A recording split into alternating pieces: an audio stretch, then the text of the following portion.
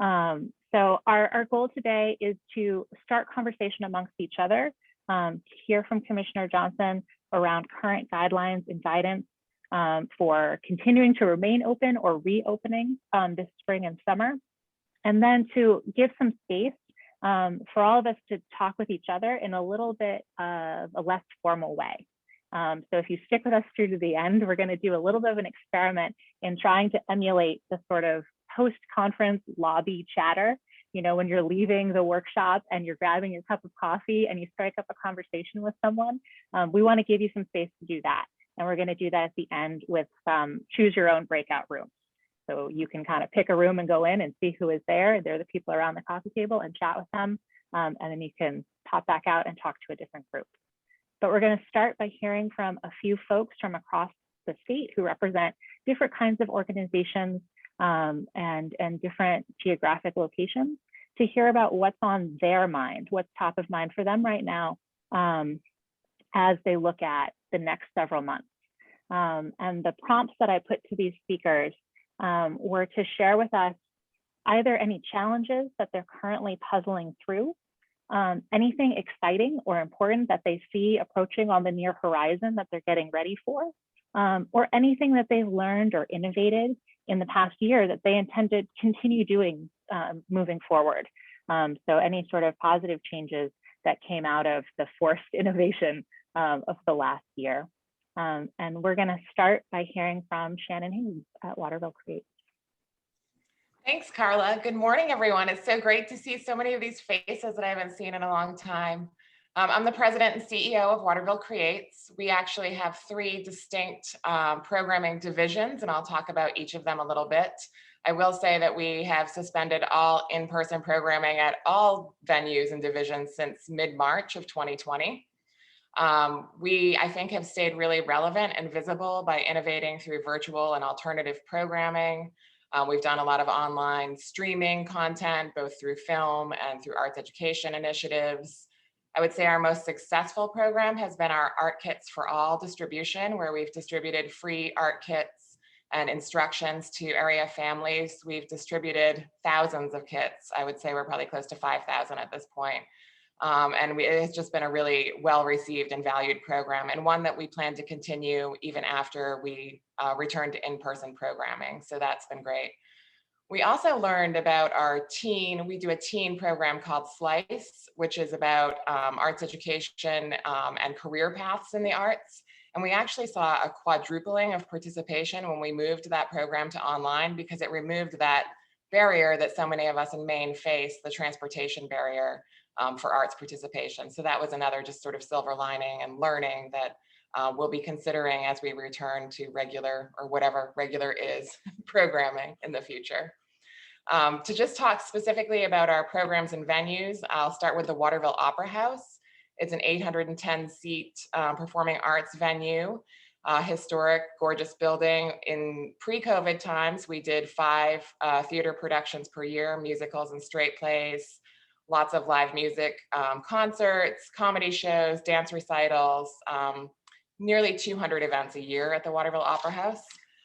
The Maine Film Center is in charge of Railroad Square Cinema, which is a 3-screen independent movie theater, as well as the Maine International Film Festival in July. And then we also have Tyconic Gallery and Studios, which is an arts education and exhibition venue. So we have a small gallery and an arts classroom where we do a lot of programming for youth and adults. We just announced on Monday that we do have a plan for a reopening, which is very exciting and also a little bit daunting. We'll start with the Waterville Opera House, which we're planning to open on June 1st for rentals specifically.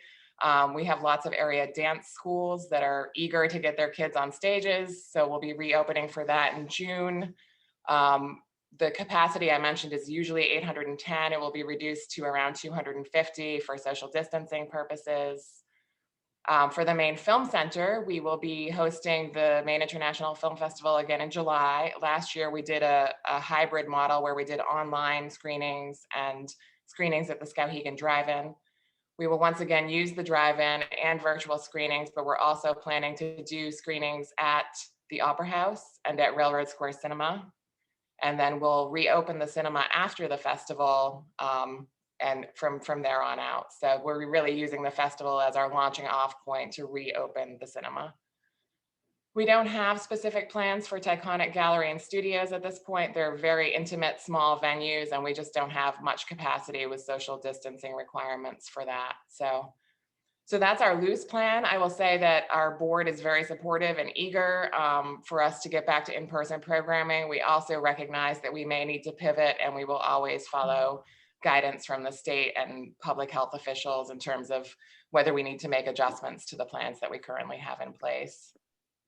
I will say some of our biggest challenges looking at reopening, I would say the least tangible is the anxiety of our staff. Just returning to public programming is stressful. We want everybody to be safe. And so there is a fair amount of anxiety around that I think we're all working through. We're anxious about logistics, how we enforce masking, which will be required at all of our venues. One of the specific restrictions that's a challenge, particularly for the Opera House, is the masking requirements for performers, 2 or more performers on stage. That sort of limits what we can do, or at least changes what we can do in terms of live music and theater productions. So that's something that we're following. And then obviously there's the uncertainty of our audiences. We don't know if people are ready to come back or in what numbers. And so we're making a big financial investment to reopen, and whether people are actually going to come is something that we're also nervous about, I would say. I should have mentioned earlier that we lost over 90% of our earned revenue in the last year, which I'm sure is true of many people on this call. So, financial instability is one of our big challenges as well. I think the only other thing I didn't mention is that we will be doing some outdoor programming as well. So we have an Art in the Park program, which we run. It's a free art making activity at the downtown Waterville Farmers Market. We're planning to resume that in June. And then we're also considering Waterville Rocks, which is our free summer concert series. Again, that will be a little bit dependent on how the state restrictions loosen or not in the coming months. So that's my 2-minute summary. I hope I not too long. That was wonderful. Thank you so much, Shannon. It's to hear about that full mix of everything, both the uncertainties, the unknowns, the anxieties, and also the increased engagement you were able to see, the increased sort of community draw with the Art Kits for All and your teen programming. Really inspiring to hear those pieces too. So thank you. We're going to turn now to Lisa Lutts from the Castine Historical Society. Hi, I'm Lisa Lutts. I'm the director of the Castine Historical Society up here in down East Maine on the coast, watching the storm come in. So we are a small historical society with a staff of 2.5. We have a budget of around $350,000, but we are fortunate in that we have a very strong endowment, and that is what kept us going last year. We did get a PPP loan that also helped, and but interestingly, we're not eligible for the second PPP loan because of our endowment.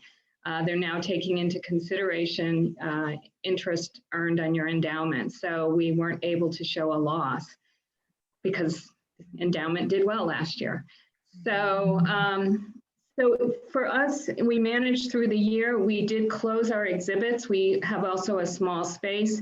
We also have volunteers who man the exhibits. They are our greeters, they are our shop attendants, and they are all elderly, and they obviously did not want to come back, and we understood that. And we were also very cautious as the staff. So we decided to close the exhibits, and while I was listening to other museums, and their ideas, I realized that we could expand something we were already doing, which were our walking tours of our town. Castine is unique. It is an amazing historic town. There is hardly any modern building in town. And so we just decided to extend what we had traditionally offered only in July and August once a week. And we began offering tours twice a day, daily. And they were very successful. I mean, nothing compared to what our normal attendance was, but I think the great thing was that we were providing an outdoor safe history activity that people really appreciated. And we were lucky enough to be listed in the scavenger hunt on Down East magazine. And so we got people all the way from Portland who drove up just for this tour, and which was sort of like, wow, okay, you know. So we've decided to continue those walking tours, not quite as many, because we will open our exhibits on June 11th. Our big challenge is, again, our volunteers. They have all been vaccinated. They will come back, but we feel we need to have 2 on duty at a time. So that really cut down our numbers. So we're only going to be open Friday through Monday instead of daily, which we normally would be from June through October. So, so it's sort of getting our toe into the water, seeing how it goes. We need to train the docents on things like, you know, how to talk to people about masking if they don't want to wear their masks. That is a little bit of a concern. Although last year we found there was only one person who did not want to wear a mask on our tour. So I say one of the things that we didn't do that a lot of museums did last year was the Zoom programming. We're not a technologically savvy group of staff members. We're history nerds, right? So we ended up doing our first Zoom program in December, which was a Christmas in Castine program, which was hugely successful and got, again, us sort of comfortable with the format. And we are beginning monthly Zoom programs, sometimes more than once a month, starting this month in about a week and a half. And so we're excited about that because we do have an audience from all over the United States, and that will allow them to connect with Castine, which they love so much. And we are doing a few in-person programs. We're doing a sea shanty concert on our town common, and we thought we could do that safely outdoors. And we are going to have our first in-person fundraising party, which we're nervous about. But again, we're a town of 700 people, and everybody has been vaccinated because they're all older people, and they all are very concerned about it. So we feel like we can go ahead with this fundraiser because the annual fundraiser is an important event for us. We do not charge admission to go into our exhibits, nor do we charge for our programs. So we don't rely on earned income in that respect. So the annual fundraiser is very important. So I guess I would say that the 2 things, the walking tours and the Zoom programming, are going to be the new offerings or continued new offerings. And it has opened up a new audience for us. And I think that that's been exciting to see. And we've learned new things as a staff. And I have to say, as somebody who's worked in the museum field for 30 years, last year was just weird.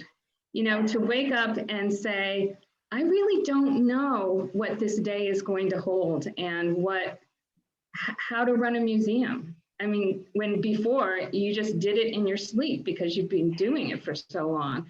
So that last year, when we talk about anxiety, there was a lot of anxiety among us, and it continues this year as well. Thank you, Lisa. Thank you. Oh, no, I didn't mean to cut you off. I'm sorry for that. So I want to say thank you for sharing all of that.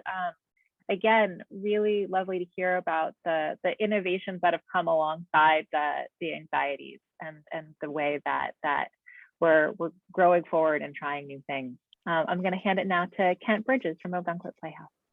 Hi, good morning, everybody. I'm Kent Bridges, the Managing Director at Ogunquit Playhouse, and I would like to introduce my colleague, I think is on this call, Brad Kenny, who's our Executive Artistic Director and is celebrating his 16th season with Ogunquit Playhouse.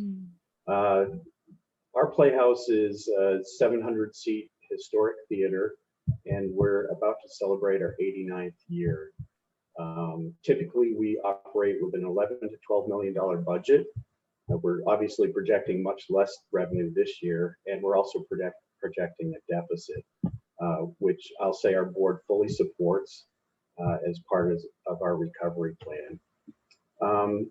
We are, to use a sports analogy in the arts world, we're swinging for the fence this year. We just announced a mid-June opening, and we're planning to operate for 20 weeks with 4 shows on our main stage this season. We're also planning a 3-month on-site youth education program with online sessions later in the fall. And the online sessions are a carryover from last year. We had huge success with gathering students from across the nation, which was new for us. We usually have local and seasonal visitors as our student base, but we had nationwide last year, and we're expecting the same this year. Very successful. We're also planning a 10-weekend cabaret series, which also is a carryover from last year. We got innovative and went to our patio outside with 50 people every weekend, 4 shows a weekend, and brought in some of our favorite Broadway stars to do one-person acts. Very successful, and our audiences asked us to please bring that back. What's unique for us this year is that we're going to be doing all of this outside next to our historic theater. We've ordered and we've started the process for constructing a 25,000 square foot pavilion, which will be temporary for the season, and it will seat 450 audience members, which is down from our 700 seat capacity inside. We see that we have a lot of opportunity this year. We're going to be one of the first, if not the first, regional theater in the nation to bring world-class musical theater back to the stage. We're nervous about it, but we look at it as an opportunity, and we're hoping for some great success. We look at this also as an opportunity to start our recovery and the recovery of performing arts in the state of Maine. So far we've all said it's been a very dark year in 2020, and we're looking for opportunities this year to get out of that and move on. We also look at reopening as an opportunity to attract our local residents and our tourists back to the Playhouse and back to Southern Maine, where our patrons come for a show, spend their weekends in town or even longer in town, staying at our hotels, our bed and breakfasts. They eat in our restaurants, they shop in our retail stores, and get our economy thriving again. So we see this as a big opportunity, not only for the Playhouse, but for our community as well. Thank you. Also, oh yeah, sorry, go ahead. Finish your thought. I don't want to cut you off. Finish your thought to wrap up. Okay, yeah. So we also see this as an opportunity to bring people back to work. Last year, we laid off 80 people right before our season was supposed to start. We typically hire upwards of 150 full-time equivalents in a season. So this is a year to get us back. Can I just say a couple challenges, Carla? Sure, throw in a couple challenges. Okay, so we definitely have some challenges. Planning is one of them. Putting a production together is about a 3-month lead time for us. We've got to get the rights. We have to do the casting, rehearsals, all of that leading up to a successful production. We're doing part of this in the blind because we're dealing with state guidelines. We're really not sure what the tempo is for changing state guidelines at this point and how we respond to those. And we're dealing with the same with our unions too, understanding where they're going with the current conditions and when things might change. Recruiting and hiring definitely is a challenge for us. Seasonal recruiting, hiring custodians and housekeepers is really tough. Unemployment benefits right now pay better than we can as a nonprofit. So it's tough to staff up and be able to do the things that we need to do. And the last thing I would say is retention is a real challenge for us too. We retained our core year-round staff last year and kept them engaged through the cabaret series and some of our online education programs. But I'll tell you, burnout is a real thing. We're going into a season, we're about to open a season where I've got a very tired staff. and keeping them motivated and with all of the uncertainty still is a tough thing to do. So I'll leave it at that. I have more, but I know we're crunched. Thank you, Ken. I appreciate you naming those challenges. And I also appreciate you naming the way that Ogunquit Playhouse and the way that all of our organizations hook into the economy in the communities where they reside, how it's not, none of us are operating in isolation. We're all connected into the larger community and economy. Our final speaker before we hand it over to Commissioner Johnson is Kelsey Johnson from Space Gallery in Portland. Hi, everybody. Thank you so much for organizing this. It's really nice to be together. Ken, it's super exciting to hear about outdoor theater making. Lisa, I see shanties are very in with young people, so count me in for it this year. So space closed on March 13th, and our physical location closed. We have not done in-person events, nor have we actually let people into our gallery space. We are lucky in that we have a window gallery, and we kind of converted our other dedicated gallery space into a second window gallery where everything is kind of being used as public art out on Congress Street in Portland. We also do flag projects. We are home to 31 artist studios and a collective printmaking shop upstairs. We never closed our studio building to those tenants, which has been really a balm in these hard times to know that there was at least artists upstairs making things, and that the renaissance after the plague is coming. We are currently planning on opening our actual gallery to visitors starting in May. We have two really exciting kind of art and new media exhibitions. One was something that was both were postponed from 2020, and they're really meant to be interactive. One is a traveling show from a curator, Ekram Surter, at Squeaky Wheel in Buffalo, and the other is a collaboration with Bates Dance Festival. So we're excited to be opening by appointment only. But as far as the performing arts, we've been very conservative about it. Our music programmer piloted some performances last year on Peaks Island at the Lions Club that was actually not under the umbrella of space, mostly because we were scared about crowds if space got involved and started marketing them fully. So they were small gatherings, they were really beautiful events. But this summer we are, with a leadership gift from the Onion Foundation, doing a new music and sound commissioning program, which will be projects that ideally are taking place outside, but we're open to the idea of projects that might take on some other form depending on the proposals. And then we're just working on the challenges about burnout are something that really resonates for me and the staff. We thought we were going to just keep moving through, and instead tried to take a deliberate pause so that people could kind of collect themselves as a year of this pandemic goes, but really have actually pivoted to doing things a little bit differently, because we also realize there's audience fatigue of Zoom. People don't want to be on Zoom after they have been on Zoom all day at work. Or working under really stressful conditions if they are frontline workers. So for example, for Poetry Month, we're about to launch a phone hotline where you can call without a screen and hear a poem read to you. So we're trying to find ways to innovate, which has been both a challenge and a very exciting frontier in how we reimagine our programming. There's definitely things that I think we'll be taking into the future, like live streaming events and being able to have certain really exciting big panel discussions or book launches available to people remotely, because especially if we're debuting something, there's people that want to tune in from other places in Maine or outside of Maine. And that's been one of the really exciting benefits of doing virtual programming this year. Right now, we're loosely hoping to start live in-person events in September, but we have not announced a date, nor are we counting our eggs before they hatch, just knowing that these variants have kind of thrown a kink into the whole vaccination rollout. But we're really looking forward to a summer with outdoor programming on Peaks Island. We're doing a lot of partnerships and film with some drive-in theaters and with Congress Square Park, and just trying to take a moment for us to really find ways to bring people together despite what happened. It's been really inspiring to hear all of your reopening stories, and I look forward to hopefully knocking heads with some of you as we face the challenges while this actually goes into implementation. So thanks. Thank you so much, Kelsey.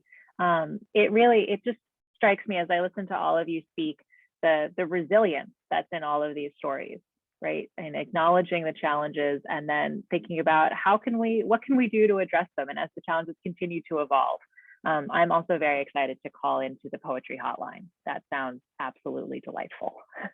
All right, I'm going to now hand it over to Commissioner Heather Johnson of the Department of Economic Community Development. Thank you so much, Commissioner Johnson, for being here with us today.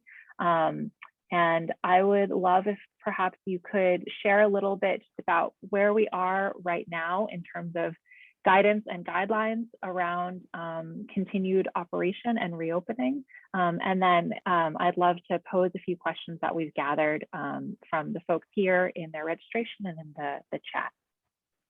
Sure. So good morning, everyone, and thank you for making some time on the agenda for me. It's great to hear what you all are doing, and it's in the range, right, of all of your different organizations, just the ones that have spoken this morning, not to mention the list in the chat is it's just very interesting and optimistic for me, right? As we think about kind of this recovery and how we go in, keep moving through this recovery, seeing all of your organizations kind of working together to try to figure out how you can help each other. I think, Kelsey, knocking heads is a good thing, but I'm not sure. But I think it's a good thing, right? Putting your heads together and kind of working together. So anyway, very, very pleased with all of that and some of the interesting creative things. I think how we look at is a really short-term piece and then a long-term piece. So I think we have short-term challenges that we want to try to work through. And then I think we also are trying to, in parallel, look at long-term capacity and how do we drive, support and value into kind of the cultural markets in Maine. I think fully recognize that without good cultural assets, people aren't going to move to Maine. They're not going to stay in Maine, right? We've seen through this pandemic, people just moving to Maine, right? They're seeing Maine as a safe destination. They like the rural components. They like the value in science and healthcare and public health and prioritization of public health. And so all of that has been really positive. The only way to keep people here is to have strong cultural assets that they can appreciate and enjoy, that make their community strong. So you play, in my mind, you play a very critical role to this recovery going forward long term. Certainly recognize that there are some short-term gaps that we need to try to figure out collectively, and know that sometimes that is more difficult than it seems like it should be. And Ken, I think you're right on with what is the schedule? How are things going to change? And I recognize the impact of that. I also know that I can't fix all of that. Right, this morning we announced 572 new cases. That's one of our highest days ever, and we're in the middle of vaccination, aggressive vaccination packages. So we're trying to figure out this pathway forward. What I will say is, there's a lot of evolution to come, and I know that doesn't help you in that there will be changes as we go through the course of the summer. I think certainly the governor's intent and all of our intent is to look at every place that we can start to free up capacity and flexibility for organizations. We want to do that. Again, though, I think we are very concerned with where we are right now. I don't think anybody would have projected that we would kind of be where we are right now with this variant challenge. So our intent is today to have performing arts guidelines completed. I know a number of you have weighed in. We appreciate that. They are back with the Commissioner of the Department of Health and Human Services for a final review right now. I hope to have them up today. So thank you for your input. We will do the best we can, I think, to get as close to your feedback as we possibly can, recognizing that this has been a really difficult week from a public health perspective. Certainly, again, I think as the vaccine, we had a vaccination plan that we thought would get to anybody who was interested in getting vaccinated, and obviously then a campaign to try to help other people that might consider that. With the Johnson & Johnson change, that timing may change some, and we just don't know exactly what that looks like. We are looking, though, at potentially a concerted effort for any kind of tourism or kind of front-facing employees, we're talking about that right now to have a special vaccination path for them to the extent that you think that's necessary. What we have seen though is there are plenty of appointments available right now. So hopefully you are also seeing and hearing that with yourselves and your volunteers and your staff, so that people can make the decision that they choose to make and hopefully keep themselves safe and the people around them safe. So I'm looking at the agenda you sent me, Carla. I think so. That's kind of the update. I expect checklists today. I've expected that. I expected those will get posted this afternoon. Again, I think they will get posted, and potentially, there is opportunity for adjustments as we go forward. If they aren't quite as, if we didn't get to all of your feedback, or the public health team couldn't kind of get quite as far as you want them to go, we will continue to work on those as we go. Certainly capacity limits continue to change, and we've already posted those through the course of the summer to the extent that we have that today. And we'll keep looking at it. I guess I know sometimes when we post things it feels like it's very final, and I would say it's final for now, in that that's where we are today. It's an ongoing daily 7 days a week effort to look at kind of where are the opportunities, where are the risks, and how do we try to balance all of those. So fully recognize the capacity pieces are real challenges for everyone. I think one of the things to keep an eye on, right, we've got shutter venues. We also as a state are getting a pretty sizable Rescue Act package that's coming through. And so once we have the rules for how that will play out, and what we can do with those funds, maybe we'd like to get back together and think about, are there ways for us to be directly supportive to your organizations? Certainly I think the early look will be, there's a bucket for economic support and economic development. We'll have to figure out kind of what that means exactly as we get the rules from Treasury and some of that other. I don't expect those rules until May 10th. So I think what you'll start to see is big framing discussions with kind of what would we likely want to do. And then as the rules come in, we'll have much more direct dialogue with folks around what's both what is the short term, what do we need to do to keep facilities available, right? So that you all can kind of keep slowly moving forward. And then what's helpful long term, so that your trajectory back to normal isn't like this, it's a little bit more like this. And those are some of the goals. What are the other, just one more thing, Carl, real quick, please. And then we can go to Q&A. There was some discussion about workforce and trying to get workforce in.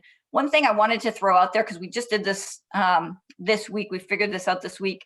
One of the things you can do is if part-time is an option for you, you can bring people back and they can work right up until their state unemployment numbers. So they can make $5 less a week than what they would receive in state unemployment benefits and still be eligible for the federal supplement. So they would still get their $300 federal supplement, but they've got to stay at a dollar number $5 under what their weekly benefit would be through unemployment. And we've done the math on that, and there is a very reasonable option for a lot of people to be able to work 20, 25 hours a week and still do that, which might get them back into your organizations, right? Maybe not quite as much as you need them, but you get them back, and then you can kind of ramp them up.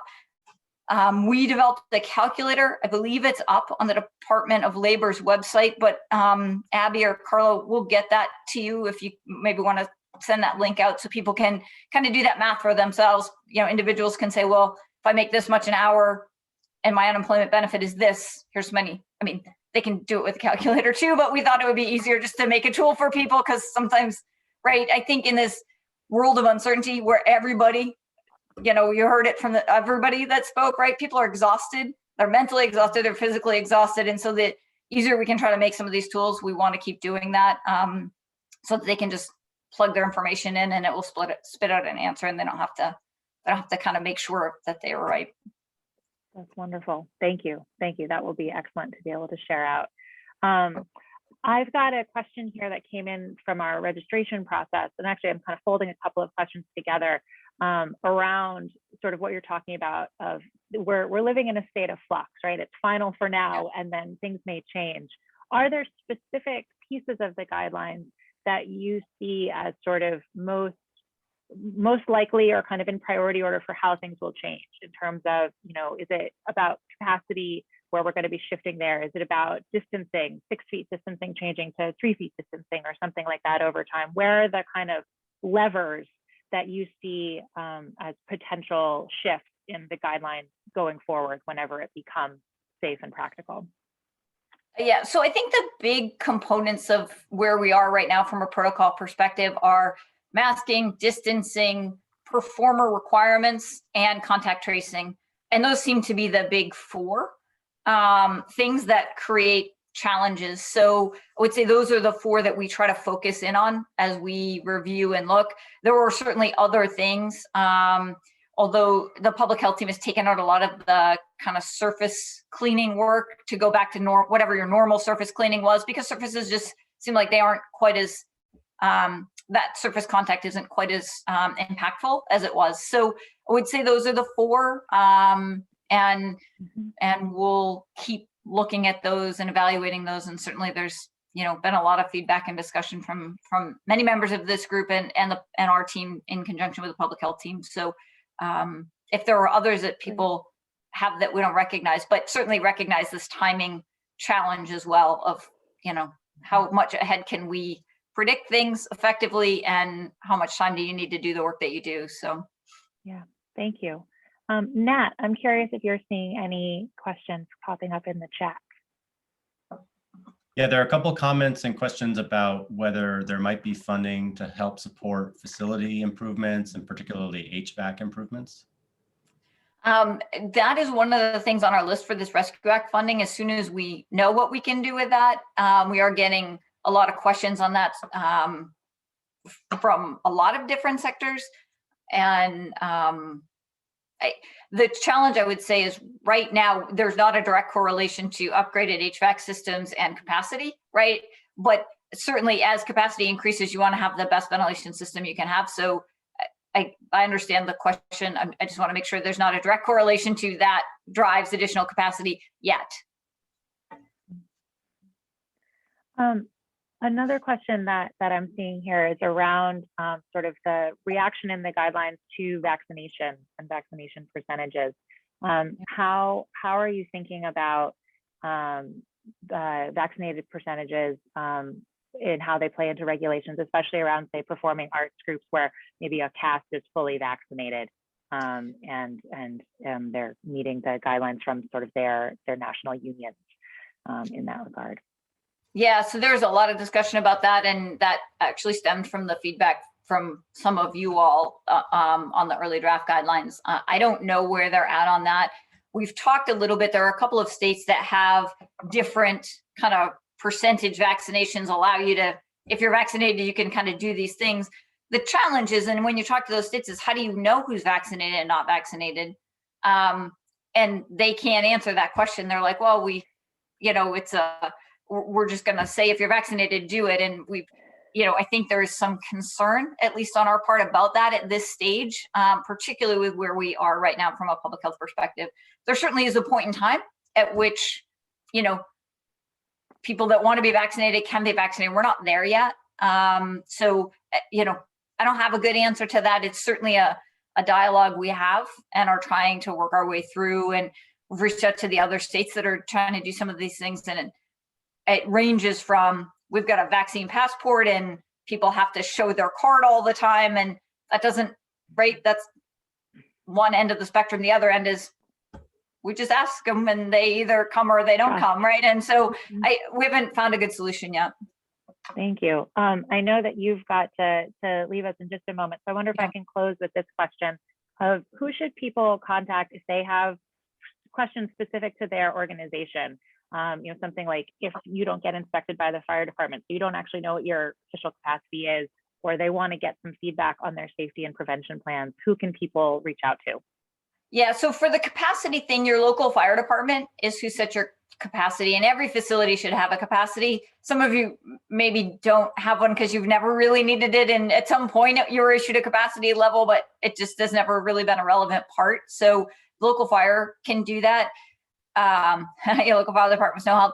So we've made another calculator, because that's, I guess, how my brain works, that says if you're X type of facility and here's your square feet, here's what your capacity should be, plus or minus, right? I mean, that would be plus or minus a little bit, but would give you a good sense. And that's on the maine.gov/DECD site. And Carla, on there too, and we can send this to you too if it's helpful, but there is a link to kind of a Q&A email stream that people can send in questions and get kind of feedback back. Wonderful, wonderful. Thank you so much, Commissioner Johnson. I really appreciate you being here with us this morning and answering these questions and sharing with us the update on where we are now. Yeah, so thank you all. It's great to see you. Certainly look forward to the longer term discussion as well about how do we really drive cultural assets as a high value, high growth sector for Maine as well. So hopefully we'll talk soon. Thanks, Carla. Thank you so much. All right, all. Please know that all of your questions that we weren't able to get answered here and anything else that you think of in the next few moments or the next few days, we will be compiling those and following up on them with Commissioner Johnson, with the DECD to get answers to them as in as much depth as we possibly can. So know that we'll be collecting those and sending out those resources and recaps and updates in future communications. I want to say now for sort of our last 15 minutes, if you will humor me for a moment, I want to share a little bit of sort of what we're thinking right now in terms of this Cultural Alliance of Maine pilot year and what you can expect to be hearing and seeing from me and from the folks that I am collaborating with, which hopefully will soon include all of you, since that's really the goal of this year. And then I'm going to open up these breakout rooms because I figure if we all stay on here, 60 of us in one big room, it's just going to be cacophony, and it won't be quite that coffee table chat. It'll be more sort of shouting in the amusement park. So instead, I'll open up breakout rooms, and you can choose your own. You can just kind of pick to go into one and see who's there and chat and say hello and talk a little bit more about these ideas that came up today, and any of your thoughts, reactions, new questions that you want to send to me to forward on to Commissioner Johnson and her team. But first, my brief little spiel, which is that this year for the pilot project of CAM, our goal is really to figure out how can we not just be another sort of member organization, another group that you can all say, yeah, we're part of that, but it doesn't really do that much for me. We want to figure out how we can be most useful and most easeful for all of you, so that it is not a burden to figure out how to be in this collaborative and connect with each other, but rather that we can build structures that make it possible for you to easily connect and hear from each other, to work together, to collaborate, not just within your kind of discipline areas, your particular pocket of the cultural landscape, but also to work across those silos and connect with people that maybe you wouldn't have collaborated with before, because there are new learnings to be had from the full spectrum of what we represent here. Our goal, in addition to that, is to build up and amplify the advocacy work that I know many of you are already doing, but to provide sort of a stronger, more unified voice for advocacy at state level, at federal level, and make sure that as a cultural sector, we really have a seat at the table, and not just because, well, in dual parts, because culture is vital and important, and it's what makes people want to be here and stay here and feel at home and a part and belonging in Maine, and also because you are all vital contributors to the economy in your community and to the state. So there's kind of this dual benefit that we bring, and having that be recognized is really important. The final thing that I'm going to be working to be doing is thinking about how we can bring all of this sort of increased awareness to the public, to tourists. So things like what Lisa was mentioning, that being in the scavenger hunt in Down East Magazine, driving all of these people to come up to Castine and do their walking tours. How can we hook into more things like that that put us more visibly on the map? maybe to folks who aren't already hooked into the cultural landscape. I am going to be reaching out to all of you and many more who aren't here today to see when I can come and speak with you, visit you in the place where you are. I really want to get out and see the places where you do your work. So much of this work is so deeply rooted in place, and especially in Maine. Maine is a very deeply place-based space. And that's really my goal for these next few months, is to talk to as many of you as I can and hear what your needs and dreams and hopes are for the future, and figure out how we can find common strands on which to weave this group. That's my spiel. If you have to pop off, I know you're all very busy. Thank you all for being here. As I said, we will send out all of the recap of today, the link to the recording, follow-up that we get on questions that we weren't yet able to have answered in the weekly newsletter that comes out on Wednesdays.